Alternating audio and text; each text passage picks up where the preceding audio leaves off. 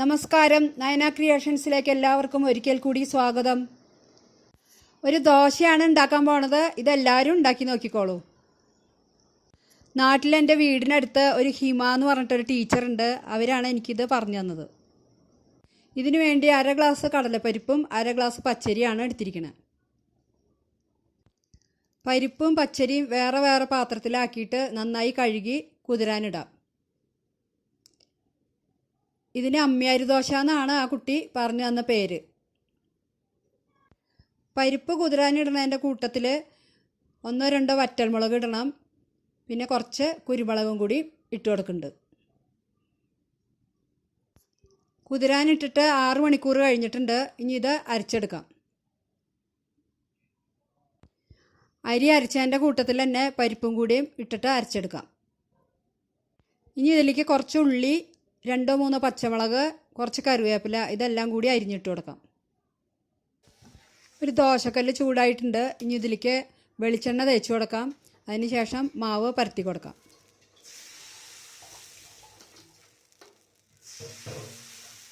ഈ ദോശയ്ക്ക് വെളിച്ചെണ്ണ ഒഴിക്കുന്നതാണ് നല്ലത്. ഇനി ഇതിൻ്റെ മോൾവശം ഒന്ന് വലിഞ്ഞു കഴിയുമ്പോൾ ഇതിലേക്ക് വെളിച്ചെണ്ണ കുറച്ച് ഒഴിച്ചു കൊടുക്കണം. ഇപ്പം മോൾവശം നന്നായിട്ട് വലിഞ്ഞിട്ടുണ്ട്. ഇനി വെളിച്ചെണ്ണ കുറച്ച് ഒഴിച്ചു കൊടുക്കാം.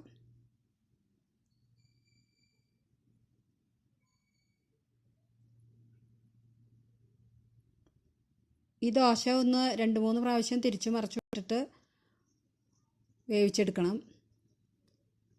ഇപ്പോൾ തിരിച്ചിട്ട് കൊടുത്തിട്ടുണ്ട്. ഇനി കുറച്ച് സമയം കഴിയുമ്പോൾ ഒന്നും കൂടി തിരിച്ചിട്ട് കൊടുക്കണം.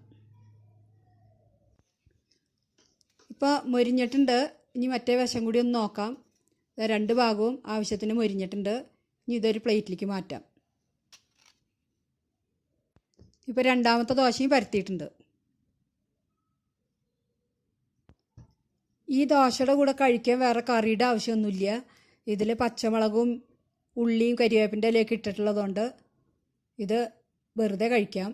ഇപ്പോൾ രണ്ടാമത്തെ ദോശയായിട്ടുണ്ട്. ഒരു കാര്യം പറയാൻ വിട്ടുപോയി. ഇതിൽ ഒരു നുള്ള് കായം കൂടി ചേർത്തിട്ടുണ്ട്. ഈ ദോശ എല്ലാവരും ഉണ്ടാക്കി നോക്കണം. ഇഷ്ടപ്പെട്ടാൽ ലൈക്ക് ചെയ്യാനും ഷെയർ ചെയ്യാനും മറക്കരുത്. പിന്നെ കമൻറ്റ് ബോക്സിൽ കമൻസും കൂടി എഴുതി അറിയിക്കണം. ഈ ചാനൽ സബ്സ്ക്രൈബ് ചെയ്തിട്ടില്ലാത്തവരുണ്ടെങ്കിൽ ഒന്ന് സബ്സ്ക്രൈബ് ചെയ്തോളൂ കേട്ടോ.